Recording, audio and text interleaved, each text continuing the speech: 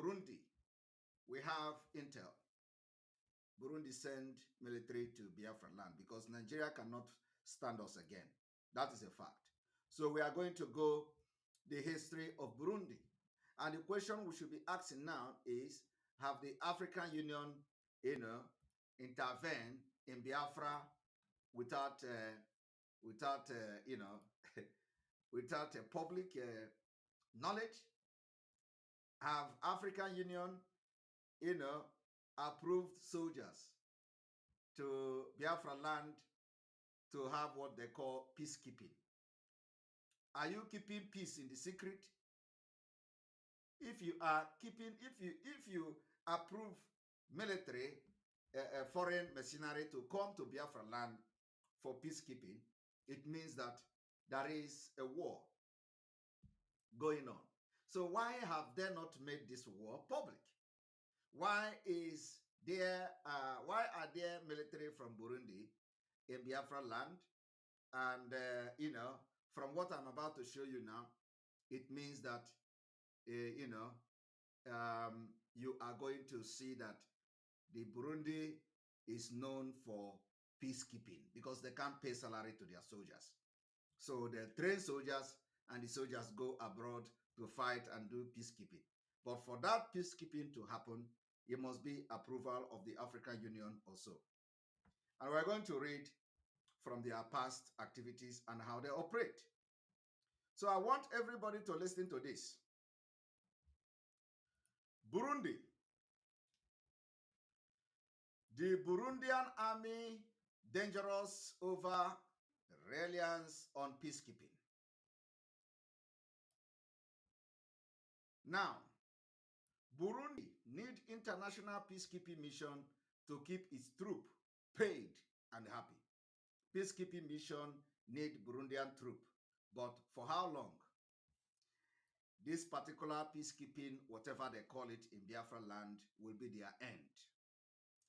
The crisis that has engulfed Burundi since April 2015 is the result of the infighting among small numbers of insiders belonging to the ruling party. The CNDD, FDD, having all fought in the bush together. Some of them felt that the president, Pierre Nkurunziza, should make way for others to have a turn at the top job, and they refused to accept his plan to rule for life. Most senior members of the regime were and remain officers, having joined the new army at the senior rank after the Civil War. The government presents a civilian veneer to the outside world, but it has always been military at heart. Although its ranks and the file were not involved in the internecine struggle, it was inevitable that the military would be drawn into the crisis, most dramatically in the failed coup attempt of the May 2015. Since then, tit-for-tat assassination have pitted regime loyalists against real or supposed opponent, and a climate of fear has enveloped the army of Burundi. A post-war success. The history of the Burundian army shed light on recent development. It was created in its current form in 2004 as a merger of Hutu rebel group and the old Tutsi-dominated army, who had fought each other to a standstill in the 10-year-long civil war, 1993 to 2003. Benefiting from heavy international support, Burundi military was presented as a big success of the country post-war reconstruction. This had some foundation. The training and the fighting abroad together did improve the army esprit de corps. This helps explain why, despite ongoing violence, the army is not in open factional warfare. However, gains made by training and deployment had their limit. The senior ranks are still part of violent and corrupt regime operating with zero-sum political military mentality. Why I am reading this particular uh, article today is to open the eye of those idiots from the southern Nigeria who is still dying in Nigerian military and fighting. I want you people to listen to what I'm about to read today so that you will know how they have used you. However, gains made by training and deployment had their limit. The senior ranks are still part of violent and corrupt regime operating with zero-sum political mentality, parallel chain of command, reach up to the presidency, wielding great power, undermining former structure, and sowing distrust. These are the people that they are bringing to Nigeria to fight against Biafra. The main factor that has kept the new army together is, unsurprisingly, in such a poor country, money. And the source of the money has been international peacekeeping operation. Participation in the UN and the AU operation is one of the 5 missions of the new army according to its founding text. Deploying to Somalia. From December 2007, the Burundian army has been deployed to the largest military operation in Africa, the African Mission in Somalia, OMISOM. The size of the Burundian contingent, around 5,000 men, and the length of time deployed means that nearly all Burundian soldiers and officers have done at least one tour.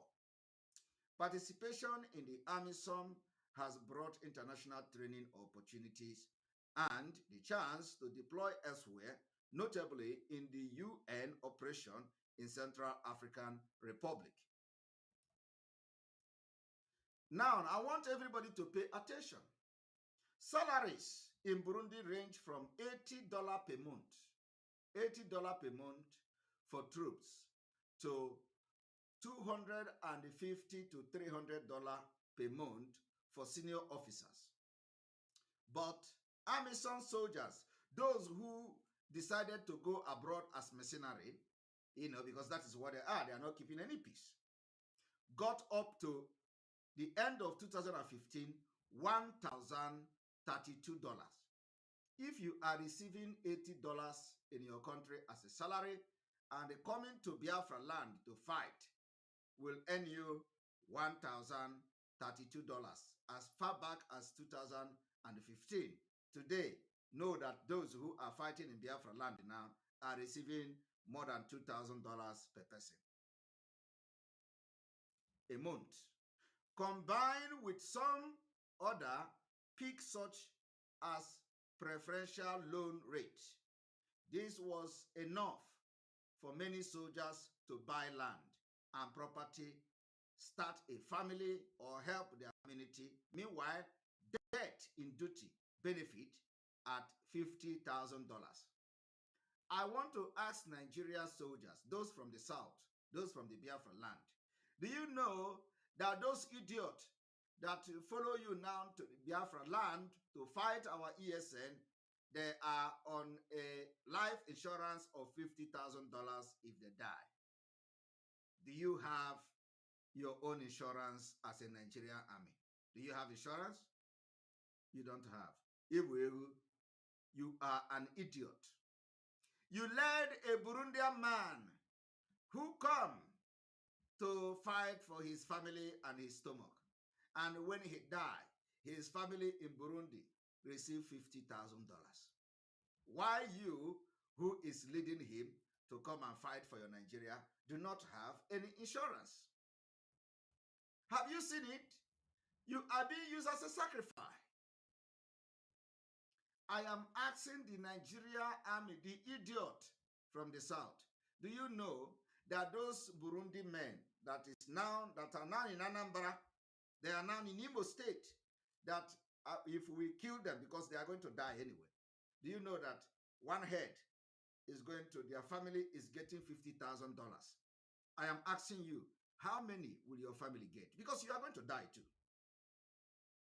This is a war.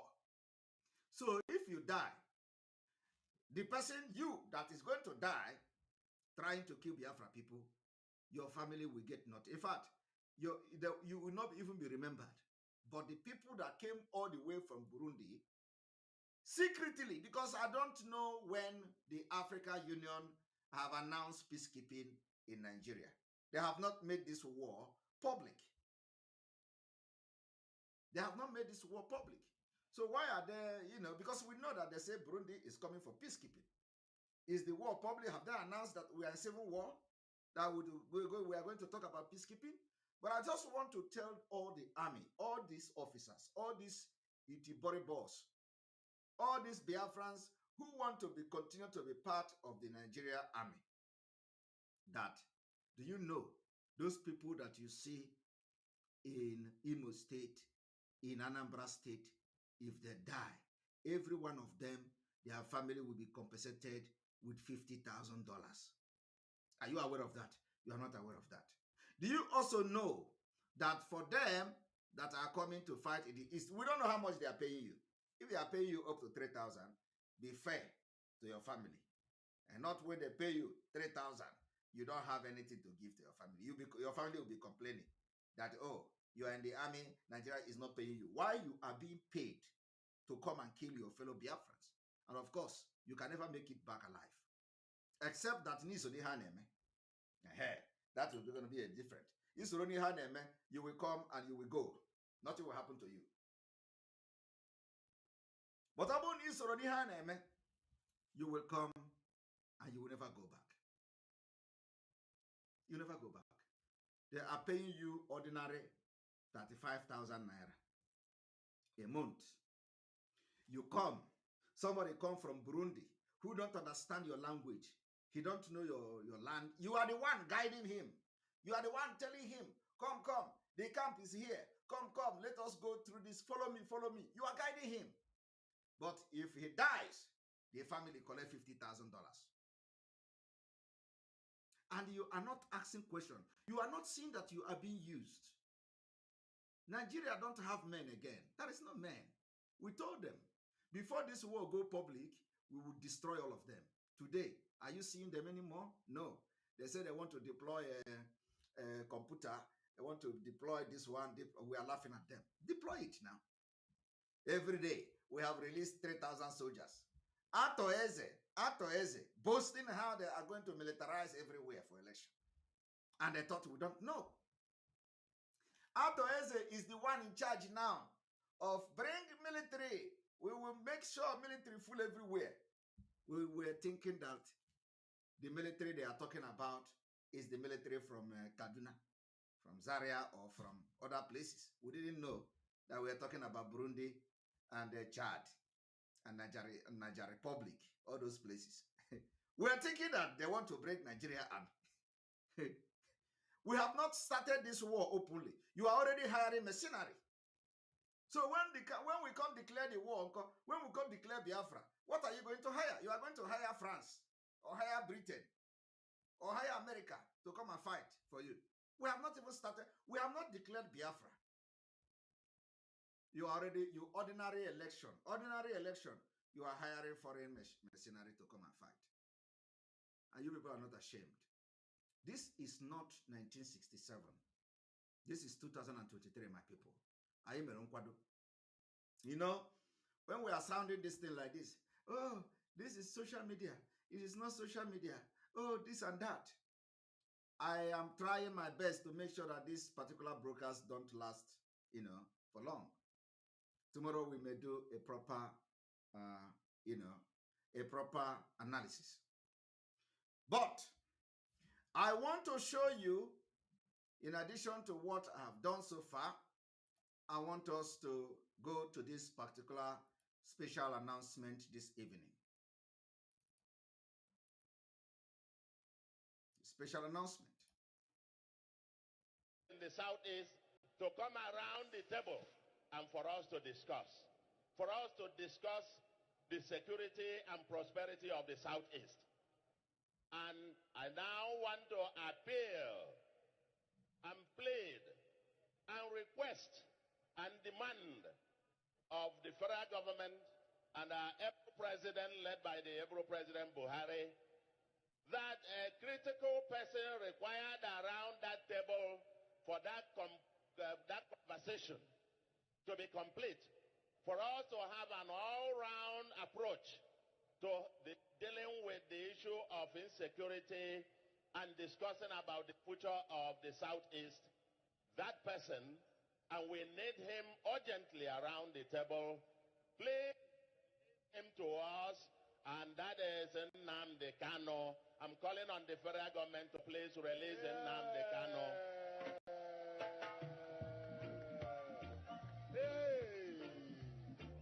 We're calling on him to release Nnamdi Kanu. We need him around the table because we believe that we now want to have a comprehensive heart-to-heart conversation about the future of the Southeast, about the future security and prosperity of the Southeast. No one should be left behind. Everybody should be there. If we cannot release him unconditionally, as requested by the courts, by the court judgments and so on, I now offer to be the shorty. Release him to me. I will keep him. Release him to me. Release him to me. Nnamdi Kanu. Inasmuch as this particular calling is coming from Soludo, I don't care. I don't care who calls for the release of Mazi Nnamdi Kanu. I do not care whether Satan stand up today and they say release Mazi Nnamdi Kanu. I don't care whether Hopus Odema stand up today and they say release Mazi Nnamdi Kanu. I don't care whether Ojos Okale today say release Mazi Nnamdi Kanu. The only thing that I am not supporting is when they say release him to me. You know, Ojos Okale, release him to me. No, I am not going to support that. But I'm supporting the complete release of Mazi Nnamdi Kanu, just like they are calling it. So I am here to say that I support Soludo calling for the release of Mazi Nnamdi Kanu. It does not matter. If Hope Uzodinma come today to say release Mazi Nnamdi Kanu, I will support Hope Uzodinma calling for release Mazi Nnamdi Kanu. So irrespective of our differences with Soludo and whatever he has been doing, I am also supporting, on behalf of Biafra, the call for Soludo, for the federal government to release him unconditionally. And in support of this, I want Soludo and everybody, every Biafrans to understand that the insecurity Soludo was talking about is being created by them. So they know, I don't know, you know, whatever they mean, Nnamdi Kanu is going to be a very good instrument to make sure that the insecurity in the entire Biafra land is halted to the maximum. And for that reason, this is the result of what Hope Uzodinma have done to Ikenga Imo. Uncle.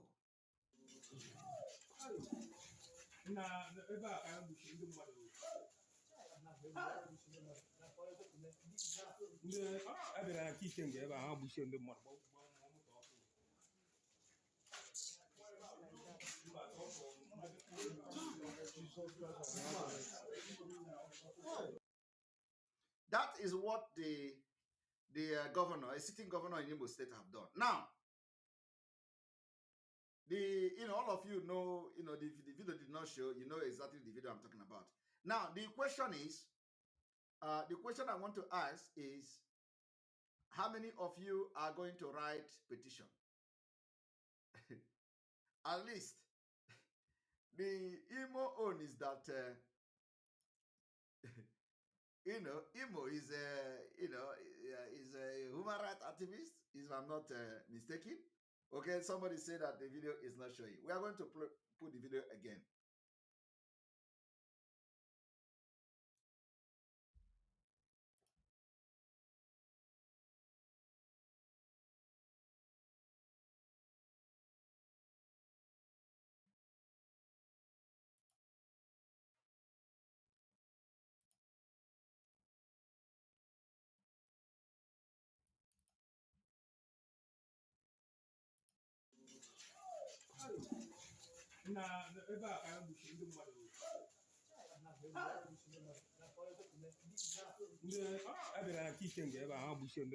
Okay, the video is also not showing, so we are going to show it from here, I believe.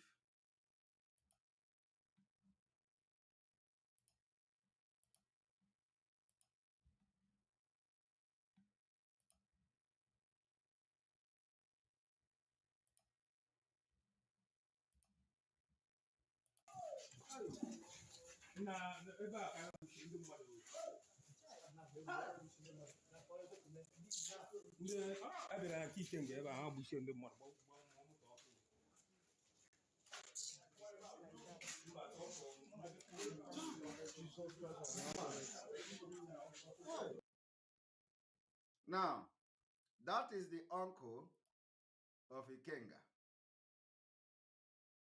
lying lifelessly. Where is the petition writers? Or where are the petition writers? Is this one not a human being? All of them have gone dumb. All of them are mute. Nobody is talking about petition because they never loved you. They never loved Ndi Igbo. All of them, they never love you. The petition writers have disappeared. All of them have disappeared. They no longer write petition. Okay? You cannot hear petition again. Nobody is writing petition. All of them disappeared. But there will be the one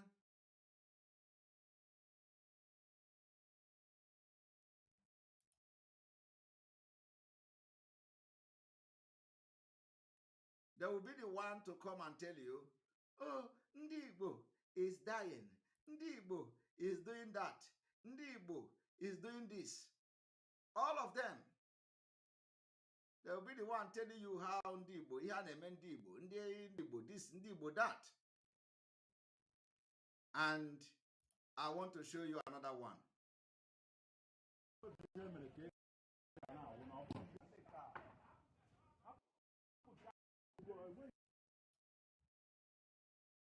Where are the petition writers? That is the question.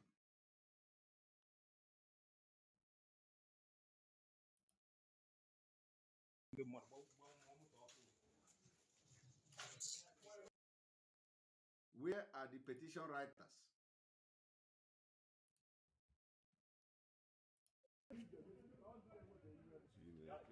Look at it. Where are the petition writers? This boy. Yeah, that made you so.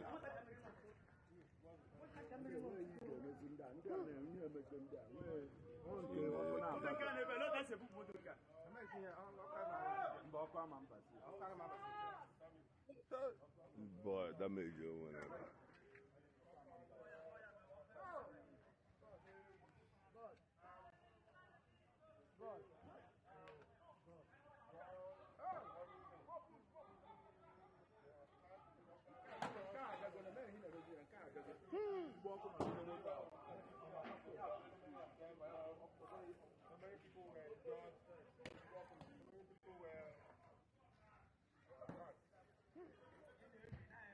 We can't get more compound everywhere where I go.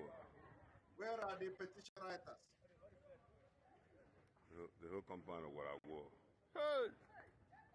Chineke man, I'm better. Now this guy got billions of dollars in a year. Hey! I put this back. Oh, wow. You see?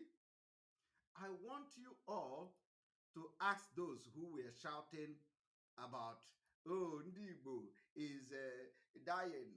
Oh, sit at home is this, sit at home is that. Where are they to write petition? They can never write. They never love you. They never love you. What they do is to fight for P2B. All the people that waged war against Simon Ekpa, they were never showing love. It is all about P2B. And we'll drag all of them down next month. They can't fight against our freedom. Today, they have disappeared. Nobody is, no petition, not even outrage on social media. Not even outrage on social media. All of them become deaf and dumb. But the people that were being killed, this uncle of Ikenga is an Igbo man. Is he not Igbo man? Is he not Igbo man? Where are the Igbo? Where are the hungry-looking idiots in Finland? Did they not see that uncle to somebody who is a one Nigerianist running for election has been killed? I hope Uzodema. Where is all the Caro White and co, the treacherous Ejiofor? Where are all the obedient discussing on social media how to kill Simon Ekpa? Where are all of them? They have all disappeared because they never loved you. They never loved you. It is all about their personal ego and interest. And we are not here to do personal interest. We are here to show you that if Ikenga Imo uncle is killed and he is an Igbo man, a Biafran, it is paining us. It is paining us. That is why I'm talking about it. Now, I am going to play Soludo again. And then after that follows our announcement today. I want you to pay attention to this particular announcement. Very, very important.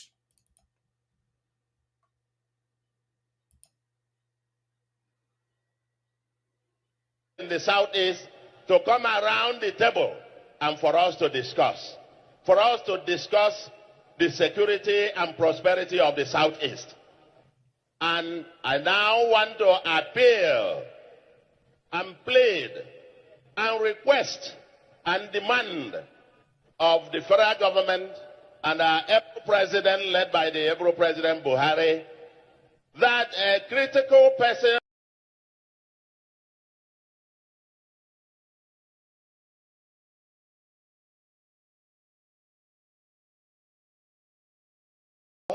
dealing with the issue of insecurity and discussing about the future of the Southeast, that person, and we need him urgently around the table, please.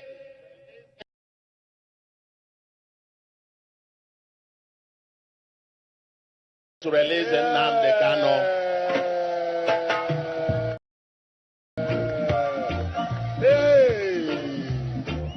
We are calling on him to release Nnamdi Kanu. We need him around the table because we believe that we now want to have a comprehensive heart-to-heart conversation about the future of the Southeast, about the future security and prosperity of the Southeast. No one should be left behind. Everybody should be there. If we cannot release him unconditionally, as requested by the courts, by the court judgments and so on, I now offer to be the shorty. Release him to me. I will keep him.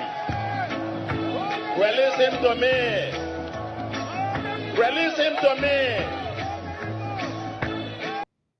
In the Southeast to come around. All right. All right. Thank you all. In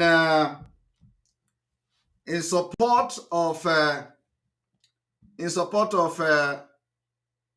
Soludo's call to release of Mazi Nnamdi Kanu, after the court have discharged him, Nigeria refused to release him.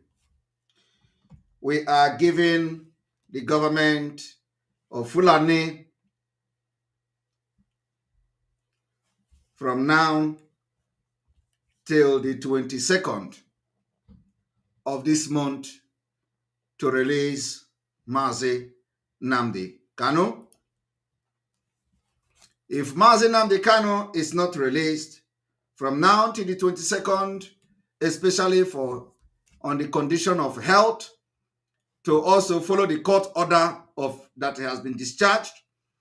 If he is not released between now and the 22nd of this month, we are going to protest specifically for this in support of Soludo's call to release Mazi Nnamdi Kanu.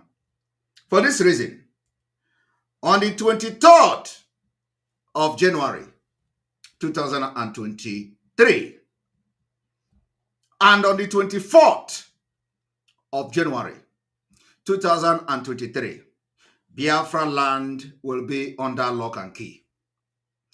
I want to announce it again for just clarity. Because of the health situation of Mazi Nnamdi Kanu and because of the court discharging him and because of call of Soludo, specifically Soludo call for the release of Mazi Nnamdi Kanu. Let us know whether the call to release Mazi Nnamdi Kanu by Soludo is a genuine call, or whether Soludo is using it to do politics. Will depend on the reaction of Soludo on this sit at home that is coming on the 23rd and 24th. To know whether this call by Soludo is a genuine call, to know whether this call by Soludo is coming from the heart, to know whether Biafrans will listen to Soludo for this first time. And we are going to watch to see how Soludo will react to this particular call for sit at home. It will determine the fate that the Biafrans will put in Soludo. Whether he is going to support as a civil disobedient for the Biafra people, officially, to call the attention of the Nigeria state, which he served under, for the release of Mazi Nnamdi Kanu. We are announcing today, the 15th day, stroke 16th day of January 2023, that if Mazi Nnamdi Kanu is not released unconditionally before 22nd of January 2023, the next day being 23rd of January is on Monday, and the 24th is on Tuesday. So the next sit at home to support Soludo call for the release of Mazi Nnamdi Kanu will be on the 23rd day of January and the 24th day of January 2023. We are saying it again, that this announcement is the complete opinion of the Biafra people as we are entering a very dangerous stage of this liberation movement. Do not say we did not warn you. You see what just played in Ikenga Imo's house. It is government-sponsored killing. You see that they are wearing all these special forces. It is the squad that are killing people, especially during the sit-at-home. We are saying that on the 23rd, which is Monday, and the 24th, which is Tuesday, Biafra land will be under lock and key, specifically to demand the unconditional release of Mazi Nnamdi Kanu and in support of Soludo's call for the very first time. Public outcry for the very first time for Soludo to call for the release of Mazi Nnamdi Kanu. And we are going to end this broadcast here. Tomorrow is going to be a very good and special day where we embark on, again, another radical awareness for Biafra liberation in 2023. I want to inform you that we have officially entered the 46, is it the 45th day? One moment. we've officially entered the 48th day to Biafra. 48th day to Biafra. We officially entered 48th day to Biafra. I want to welcome you to the 48th day to Biafra. And remember, 23rd and 24th of this January 2023, Biafra land will be under lock and key for the release of Mazi, unconditional release of Mazi Nnamdi Kanu, for the medical reasons, and also to make sure that they follow the court order of the discharge of Mazi Nnamdi Kanu, and then also to support the Soludo's call for the freedom and for the release of Mazi Nnamdi Kanu. On this note, spread it. We are going to do our job as usual. Do not say we did not tell you. When they tell you to come out, you know what is going to happen. They are going to be the one to bring people to kill you just to make sure they give you a bad name, or they give Biafra a bad name. Do not be the reason that Nigeria are going to write petition. Do not allow yourself to be used, because those people, they will never be there to protect you. Rather, they will be there to kill you, just like they have done in the past. As we continue to make sure that we are shaking the wall of Jericho, which is going to collapse very soon, remember to keep instruction and make sure you follow the orders that is being given. Very, very important, so that you are going to see Biafra. Thank you. Assalamu alaikum. What is Nnamdi Kanu still doing in the DSF's custody? An order has been given from the court to the government that Nnamdi Kanu should be returned back to Kenya, and he should be compensated with a sum of 500 million naira, but he is still in their custody. Why? Why? Has Nigeria gotten to a level that we don't have laws any longer? We don't abide by the rules and regulations given to us? If we are to break these rules, oh, what a pity to us. But now, it's for the government to do what is right, but they are not. Instead, discrimination, tribalism, ethnicity has become the order of the day for them. And I don't know what they are putting in the minds of the Southeast and the Northerners. Because we, the Northerners, are the ones being affected. Why? Because the people ruling us are from the North. I blame them. See, there is no way I will blame the Southeast if they think of having their own nation, with the way things are going, with the way our governments are taking things in on serious. Let me say it that way. If you are making us look, I never for once loved